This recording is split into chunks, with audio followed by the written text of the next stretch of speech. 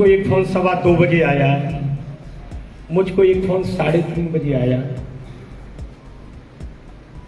मुझे नहीं पता कि फोन पर पूछने वाला कि भाई साहब शुभकामनाएं वो अंदर क्या रखता है, पर ये मुझे नहीं पता क्योंकि मैं मनुष्य हूं। माई सब जानती है, इसलिए माई से कुछ नहीं छुपा है। आप सब निश्चिंत रहना,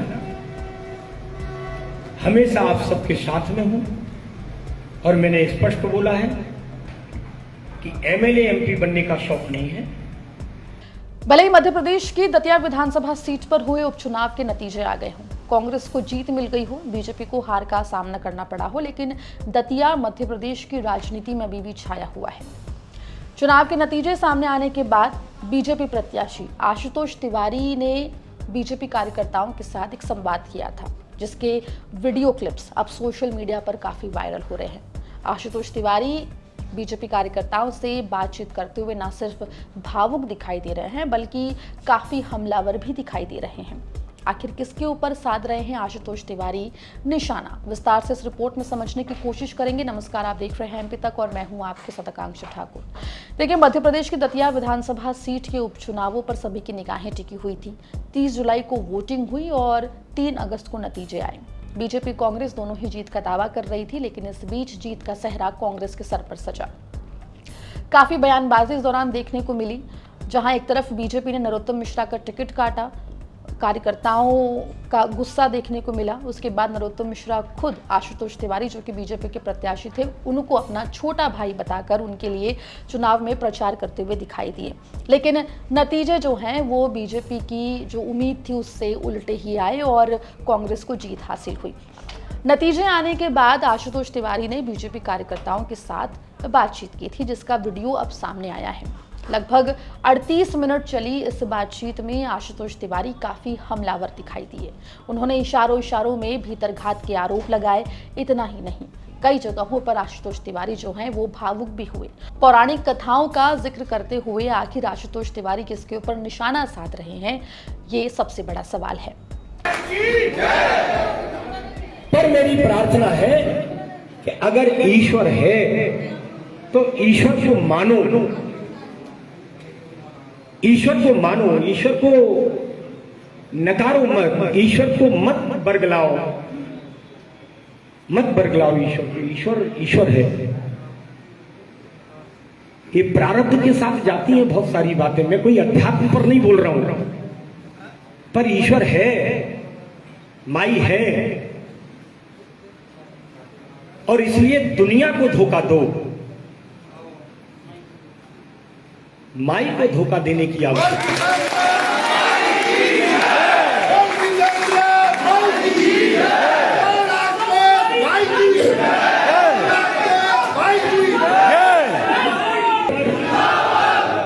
पर मैं इतना जरूर कहूंगा कि जो भी है ये सब आप लोगों के हवाले है। और मैं थोड़ा सा भावुक होकर के बात कर रहा हूं। मैं वैसे होता नहीं हूं, आज का सीन ऐसा है नहीं, पर चाहे मारना चाहे पालना, मैं झोला लेके आ गया हूं, यही रहूंगा।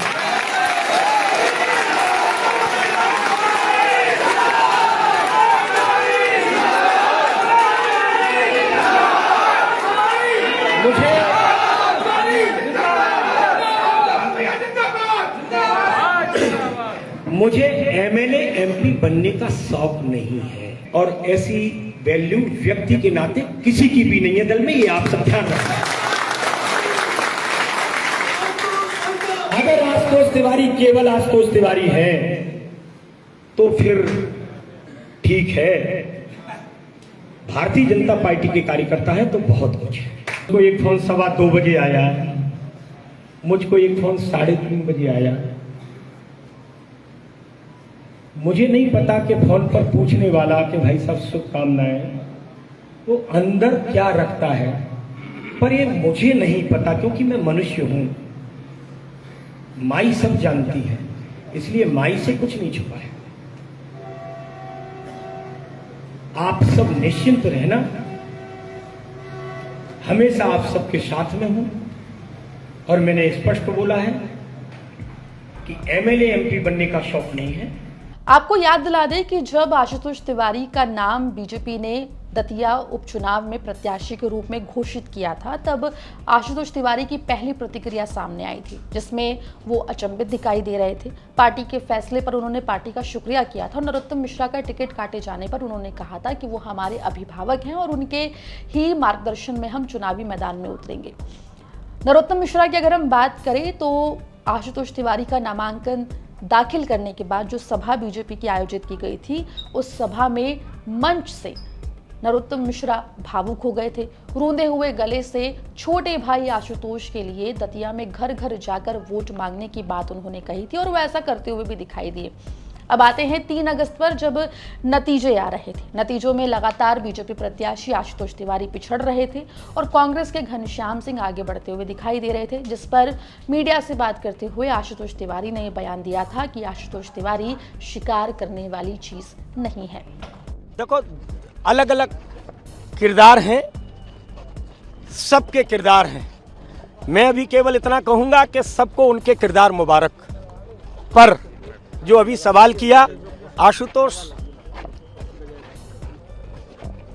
शिकार करने की चीज, लेकिन आपको ये बात शुरू से पता थी कहीं ना कहीं गड़बड़। वहीं दतिया उपचुनाव के नतीजे आने के बाद आशुतोष तिवारी ने बीजेपी कार्यकर्ताओं के साथ जब बात की, तब उन्होंने ये भी कहा कि उनको केवल भीतरघात करके 3000 वोटों का ही नुकसान कर पाए हैं। ज्यादा से नहीं लगता कितने का राज्य और नंबर आ रहा सबको 6000 का अंतर है और 6000 का अंतर केवल इतना होता है कि 3000 उधर के वोट इधर आ जाते। अंतर कितने का है? 3000 का। और एक कहने में या सोचने में या समझने में या स्वीकार करने में कोई तकलीफ नहीं है। अपने यहाँ एक शब्द चलता है ना कि एड़ी चोटी का जोर।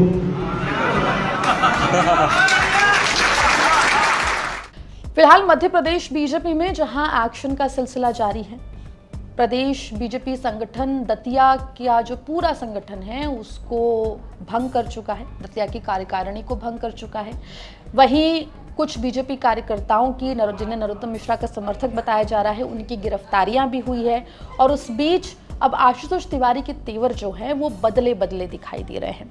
जहां पहले आशुतोष तिवारी शांत दिख रहे थे, वहीं अब वो खुलकर हमला कर रहे हैं, निशाना साध रहे हैं और ये कह रहे हैं कि वो झोला लेकर आए हैं और जाएंगे नहीं, बल्कि दतिया में डटे रहेंगे।